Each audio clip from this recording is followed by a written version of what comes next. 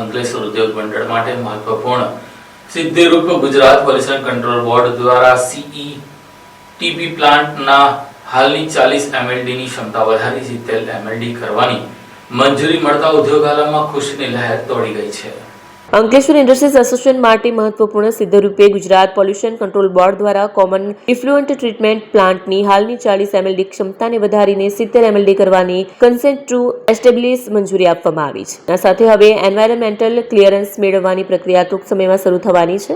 Association દ્વારા મહત્વપૂર્ણ મંજૂરી બદલ જીપીસીબી પ્રત્યે આભાર માનવામાં આવ્યો છે। અંકલેશ્વર ઇન્ડસ્ટ્રીયલ એસોસિએશનના પ્રમુખ વિમલ જેઠવા, એન્વાયરમેન્ટલાઇઝનિંગ સમિતિના ચેરમેન વાલમજી દેસાઈ તેમજ તેમની ટીમ અને એનસીટીના અધિકારીઓએ સિદ્ધિમાં મહત્વપૂર્ણ ભૂમિકા ભજવી હોવાનું એસોસિએશન દ્વારા નોંધાયું છે। આ દરમિયાન અંકલેશ્વર ઔદ્યોગિક વસાહતમાં છેલ્લા 3 દિવસથી સીઈટીપી મુદ્દે જીપીસીબી સામે ઉદ્યોગકારોના એક જૂથે મોરચો ખોલ્યો છે અને ભૂખ હડતાલની ચીમકી ઉચ્ચારી છે। બીજી તરફ ઉદ્યોગકારોના અન્ય જૂથ દ્વારા નિર્ણય બદલ આભાર વ્યક્ત કરવામાં આવી રહ્યો છે, જેના કારણે વસાહતમાં ઉદ્યોગકારોના બે ઘડા પોતપોતાના એજન્ડા સાથે સક્રિય બન્યા હોવાનું લાગી રહ્યું છે। નોંધનીય છે કે આવનાર જૂન માસમાં અંકલેશ્વર ઉદ્યોગ મંડળની ચૂંટણી યોજાનાર છે, જેને ધ્યાનમાં રાખીને બંને જૂથોની સક્રિયતા વધુ વધી હોવાનું માનવામાં આવે છે।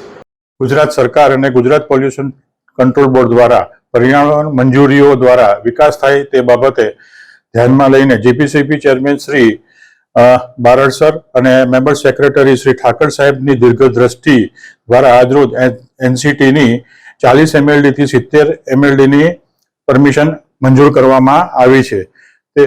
જેમાં જીપીસીબી આરઓ અગ્રવાલ સાહેબ અને જીપીસીબી એચઓઆરઓ શ્રી મહિલા સાહેબે મહત્વપૂર્ણ ભૂમિકા ભજવી છે। ત્યારે આ સીટીઈ એનસીટીની આગામી ઈસી મંજૂરી માટે મહત્વપૂર્ણ હતી, જેથી આપણે અંકલેશ્વર પાનોલી ઉદ્યોગોના વિસ્તરણ પ્રક્રિયામાં ચોક્કસપૂર્ણ મદદરૂપ થશે।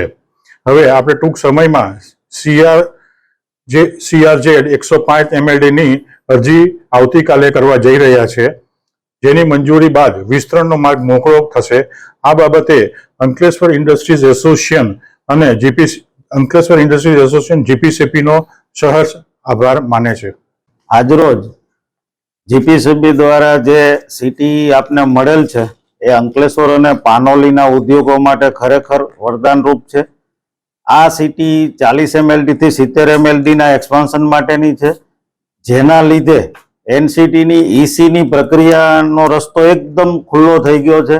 અને જ્યારે આ પ્રક્રિયાના ભાગરૂપે પરમિશન મળી છે તો સીઆરજેડ 105 એટલે કે દરિયાઈ આઉટફોલના 105 એમએલડીના વિસ્તરણ માટેની જ્યારે આપણે આવતીકાલે અરજી કરી રહ્યા છીએ, એના સંલગ્ન આ પરમિશન હોવાથી એનસીટીમાં વિકાસને યોજના જે આપણે બનાવી રહ્યા છે અંકલેશ્વર એસોસિએશન દ્વારા ઉદ્યોગોની કનડગત અને મુશ્કેલીને દૂર કરવા માટેની જે પ્રક્રિયામાં સતત કાર્યશીલ છે એવા વિમલભાઈ અને એન્વાયરમેન્ટ કમિટીની ટીમ જ્યારે કામ કરી રહી છે, ત્યારે સતત જીપીસીબી સાથે સંલગ્ન ડાયલોગ અને ચોક્કસ પ્રક્રિયાના ભાગરૂપે આગળ વધી રહી છે। ત્યારે હું આ સિટીને આવકારું છું અને સમસ્ત એસોસિએશનમાં જેટલા પણ મેમ્બરો છે એમના માટે હર્ષની લાગણી છે, એમના વતી પણ હું હર્ષ સ્વીકાર કરું છું।